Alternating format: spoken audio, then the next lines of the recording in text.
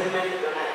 But આપણે જે વાત કરીએ છીએ કે જો આ આધાર હશે આપણા જીવવાનો લેવલ એટલે આ બેમાં કોઈ માન્યતાઓ હશે તો જેવી માન્યતા એ ચેન્જ થશે ને એના રિઝલ્ટ પણ ચેન્જ થશે. જેમ કે ભયના કારણે હું કંઈક કરતો હોઈશ તો એક સમય પછી મને મજા નહીં આવે એટલે દુઃખ મળશે, મજા નહીં આવે. માની લો કે પ્રલોભનના કારણે કરતો હોઈશ તો દુઃખ સુખ જેવું લાગશે એટલે મજા આવશે. સુખ છે કે નહીં એને પછી સમજશું, એક પ્રકારની મજા આવશે. અને આસ્થાવાઇઝ કરતો એક તો નહીં સુખી થાવ નહીં દુઃખી થાવ, રોબોટ જેવું કરે રાખો જવું થાય. તો માન્યતાઓ ચેન્જ થશે ને એના પ્રમાણે અહીંયા આના રિઝલ્ટ પણ આપણને અલગ અલગ મળશે. એટલે ક્યારેક મને ગમતી વસ્તુ જોબમાં માની લો મળી જાય તો પોતાના જાતને આ લેવલ પર જોઉં એટલે જેટલી જરૂર છે એના કરતાં વધારે મળી ગયું હું પોતાને આ લેવલ પર જોઉં. મારી કરતાં કોઈ મોટો વ્યક્તિ જે કહે તો હું પોતાને આ લેવલ પર જોઉં. તો આ બેમાં ચેન્જ થાય. ક્યારેક અમેરિકાનું ક્યારેક સેટિસ્ફેક્શન નથી મળતું એટલી ત્યાં સુધી આપણી પાસે બધો કહેવાનો મતલબ એનું બહુ એનાલિસિસ નથી વિચાર. તો આ રીતના અત્યારે ચાલે છે અને એના રિઝલ્ટ પણ આપણી સામે છે કે જોબથી આપણે કાં તો અમીરી ગરીબી સુધી પહોંચ્યા અને વ્યવહારથી કાં તો આપણે સુખ દુઃખ સુધી પહોંચ્યા. તો આનું સોલ્યુશન જે આપણે અહીંયા પ્રપોઝલ અથવા તો પ્રસ્તાવમાં મૂક્યું હતું કે આપણે દરેક વ્યક્તિ નિરંતર સુખી થવા માંગે છે બટ જો આ રીતના જીવશે વ્યક્તિ અથવા તો માનવ તો નિરંતર સુખનો અહીંયા સ્કોપ નથી અથવા તો દેખાતું નથી કે થઈ શકે ત્યાં સુધી પહોંચી શકે. તો એક પ્રસ્તાવ આપણે કાલે એ જોયો હતો કે કોઈ વ્યક્તિ જો સમજણપૂર્વક જીવશે અથવા તો સ્વભાવપૂર્વક જીવશે તો એ વ્યક્તિના વિચાર એને ખબર જ છે કે કઈ રીતના આ કાર્યનો શું રોલ છે, શું પર્પઝ છે, વ્યવહાર શું કામ કરવું એનો શું રોલ છે, શું પર્પઝ છે. એટલા માટે સમજણપૂર્વક અથવા તો સ્વભાવપૂર્વક જ્યારે વિચાર બને છે અને એ વિચારપૂર્વક જ્યારે હું કાર્ય કરું છું તો એનું રિઝલ્ટ મને સમૃદ્ધિ અથવા તો જેને કહેવાય ને કે એક પ્રકારનો સંતોષ કે જેટલી જરૂર છે એના કરતાં વધારે મારી પાસે છે એ ભાવ એ અહીંયા મળશે. અને સમજણપૂર્વકના વિચારથી જો હું વ્યવહાર કરું છું તો અહીંયા હું પણ સુખી થાઉં છું અને સામેવાળો મારો સંબંધી પણ મારા વ્યવહારથી સુખી થાય. તો એમાં બે વ્યક્તિ એકબીજાને સુખ આપે એટલે વિન વિન સિચ્યુએશન. જે રિઝલ્ટની આપણને અહીંયા અપેક્ષા હતી એ રિઝલ્ટ આ પ્રસ્તાવથી મળી શકે એવી સંભાવના છે. એને જ આપણે પછી અલગ અલગ રીતના ચેક કરતા હતા.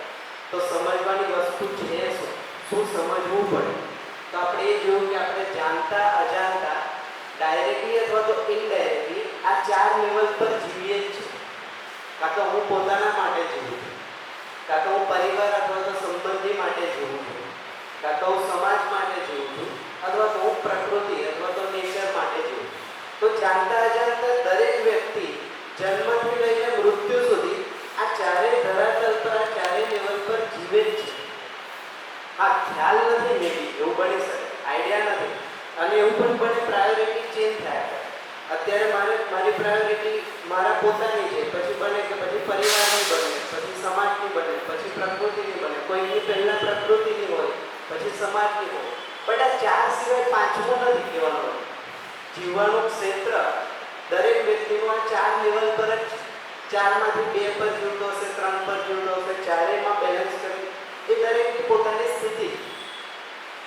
તો જે વ્યક્તિ પોતાના માટે જીવે છે એની એક અલગ સ્થિતિ છે, જે પરિવાર માટે જીવે છે એની એક અલગ સ્થિતિ છે, જે સમાજ માટે જીવે છે એની અલગ સ્થિતિ છે અને જે પ્રકૃતિ માટે જીવે છે એની અલગ. તો જીવવાના લેવલ આ ચાર જ છે. તો આ ચારેય લેવલ જો મને સમજાઈ જાય કે હું બેઝિકલી છું કોણ એટલે એક્ઝેક્ટલી જ્યારે કહીએ હું એટલે કે માનવ શું છે, કઈ રીતના છે, એનો રોલ શું છે અસ્તિત્વમાં, એનો પર્પઝ શું છે, એનો ઉદ્દેશ્ય શું છે એ જો સમજાઈ જાય તો હું કોણ છું અને મારી શું જરૂર છે અને હું કઈ રીતના સુખી થઈશ એ બધી વસ્તુ મને અહીંયાથી સમજાય. મારા સુખી થવા માટે આપણે આ જોયું દરેક માનવ સુખી થવા માટે જ કરે. મારા સુખી થવા માટે પરિવાર અથવા તો સંબંધનો શું રોલ છે તો પછી પરિવાર અને સંબંધને સમજવો પડશે. પરિવાર અને સંબંધની બધી જ આવશ્યકતાઓ સારી રીતના પૂરી થઈ શકે એની માટે સમાજનો શું રોલ છે એટલે સમાજને પણ સમજવું પડે. માનવ સમાજ જ્યારે અને આ માનવ જાતિ જે પરિવારમાં છે, સમાજમાં છે અને હું પોતે આ પૃથ્વી પર કઈ રીતના અખંડ અથવા તો જેને કહીએ કે હંમેશા માટે જીવી શકે એની માટે પ્રકૃતિનો શું રોલ છે એટલે પ્રકૃતિને પણ સમજવી પડે. તો સમજવાની વસ્તુ આ ચાર છે. આ ચારને આપણે ત્રણ નામથી અથવા તો ત્રણ જ્ઞાનથી પણ આપણે કાલે ઓળખ્યું ખ્યાલ હતો. આ ચાર એક નિર્ણય લેંગ્વેજ છે. આ ચારને સમજવા માટેનું જે જ્ઞાન છે એ જ્ઞાન છે અસ્તિત્વનું જ્ઞાન, જીવનનું જ્ઞાન અને આચરણનું જ્ઞાન. આ ત્રણ જ્ઞાન મળી જશે અથવા તો ત્રણની સમજ મળી જશે એટલે એ વ્યક્તિ સમજદાર થઈ જશે એવું કહી શકીએ. અને સમજદાર વ્યક્તિ હશે તો ક્યારેય દુઃખી નહીં. તો આ રીતના જોઈ શકીએ કે સમજદાર વ્યક્તિ છે જેનામાં સમજણ છે. તો આપણે કાલે આ કન્ક્લુડ કર્યું હતું. સમજણ બરાબર સુખ. સમજણ કોની? તો વ્યવસ્થા. વ્યવસ્થા એટલે શું? તો આ ચાર વસ્તુ. હા, એને આપણે ચાર અવસ્થાથી જોયું અને આની જ આપણને સ્વીકૃતિ પણ બનવું જોઈએ. એટલે સ્વીકૃતિ બરાબર સુખ પણ કહી શકો, વ્યવસ્થા બરાબર સુખ પણ કહી શકો અને સમજણ બરાબર સુખ પણ કહી શકો. તો આ જેના પાસે આની સમજણ છે એને એ વ્યક્તિને અથવા તો એ માનવને આપણે કહીએ છીએ સમજદાર.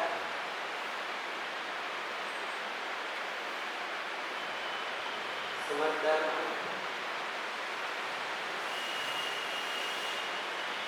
એની પહેલા કાં તો સમજ બનવા માટે અથવા તો સમજણ મેળવવા માટેના પ્રયત્નો છે સારી લેંગ્વેજમાં કહીએ. આ સમજ કેવા કરતા સમજદાર થવા માટેના પ્રયત્નો ચાલુ છે. એકવાર માણસ સમજદાર થઈ ગયો એટલે આ રિઝલ્ટ એને મળી જશે. કારણ કે હવે એની પાસે દુઃખ, પીડા અથવા તો જેને કંઈ નેગેટિવ જેટલી પણ વાત કરી છે આપણે દરિદ્રતા, પીડા, દ્રોહ, વિદ્રોહ, યુદ્ધ આ બધી વસ્તુનું અહીંયા કોઈ રીઝન નથી. એટલે વ્યક્તિ નિરંતર સુખની સ્થિતિમાં એક રહે એને આપણે સમજદાર માનવું. હવે આપણે એ પણ જોયું હતું કે આ વસ્તુ વેરીફાઈ કર્યા પછી કે જ્યારે આપણે હંમેશા બધાએ સુખી થવું છે, સુખી થવા માટે આટલા બધા પ્રયત્ન કરીએ છીએ તો સુખ એક્ઝેક્ટલી વસ્તુ શું છે એને સમજવા માટે આપણે કાલે આ વાત કરી હતી કે સુખ જ્યારે કહીએ છીએ તો સ્વીકૃતિનો ભાવ જ એક પ્રકારનું સુખ. સ્વીકૃતિ બરાબર સુખ એવું આપણે વાત કરી. પછી એ જોયું કે સુખ આપણે કેટલું જોઈએ? 1 કલાક, 2 કલાક, 1 દિવસ, 2 દિવસ તો એવું ધ્યાન આવે છે કે હંમેશા માટે જોઈએ. તો જ્યારે નિરંતર સુખ જોતું હોય તો સ્વીકૃતિ પણ નિરંતરતાવાળી હોવી જોઈએ. બાકી સ્વીકૃતિ ચેન્જ થશે, સુખ ચેન્જ થશે. અથવા તો સ્વીકૃતિ નહીં હોય તો અસ્વીકૃતિ બનેલી જશે અને અસ્વીકૃતિ હશે તો દુઃખી. આ આપણે કાલે તો સ્વીકૃતિ તો પછી એને આપણે એ રીતના પણ વેરીફાઈ કર્યું જો આપણને યાદ હોય તો કે આપણા ધ્યાનમાં એવું કંઈ આવે છે કે સ્વીકૃતિ હોય છતાં કોઈ વ્યક્તિ દુઃખી હોય અને અથવા તો અસ્વીકૃતિ હોય છતાં કોઈ વ્યક્તિ સુખી હોય. આવું કોઈ એક્ઝામ્પલ ધ્યાનમાં આવે છે એવું આપણે વાતચીત કરી અને વાતચીતના અંતે કન્ક્લુઝન નીકળ્યું કે એવું તો કોઈ વ્યક્તિ અથવા તો માનવ નથી કે સ્વીકૃતિ હોવા છતાં દુઃખી હોય અને અસ્વીકૃતિ હોવા છતાં સુખી હોય. એમાં વચ્ચે એક એક્ઝામ્પલ એવું આવ્યું હતું કે આપણે જ્યારે સ્વીકૃતિને આપણે જાણતા લેટ ગો અથવા તો કોમ્પ્રોમાઇઝ સ્થિતિને કોમ્પ્રોમાઇઝ ના લેવલે જોઈએ છે અત્યારે. એટલે જવા દેવું, ચલવી લેવું આ જે વસ્તુ છે એ સ્વીકૃતિ નથી. આપણે એ પણ જોયું જ્યારે સ્વીકૃતિ કહીએ છીએ તો એ ચેન્જ નથી થતી, એ બનેલી રહેશે. હવે માની લો મેં એક એક્ઝામ્પલ પણ આપ્યું હતું, ફરીથી એક વાર જોઈએ કે માની લો કે ઘરની આગળ કોઈ વ્યક્તિ મારા પડોશી રોજ સવારે આવીને કચરો કરે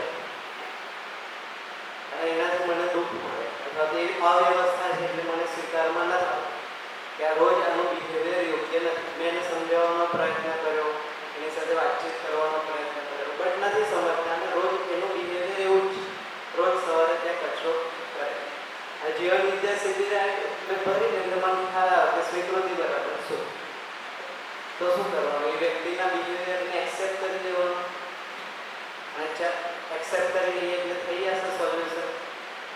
તો હા, એવું ધ્યાનમાં આવે છે કે જો મારા માટે એ વ્યક્તિ અથવા તો એ વ્યક્તિ સાથેનો સંબંધ ઇમ્પોર્ટન્ટ હશે ને તો હું ચલવી લઉં છું, સ્વીકૃત નથી થતો. હું શું કરીશ, કદાચ એ નહીં સમજતો હોય તો હું રોજ કચરો લઈ લઈશ, સારામાં સારી રીતના આટલું જ કરી શકું, જેનાથી સંબંધ પણ ના બગડે અને મારો પ્રોબ્લેમ પણ સોલ્વ થાય એવું મને લાગે. બટ મને અંદરથી એક્સેપ્ટ નથી થતું કે આ વ્યક્તિ આવું કરે.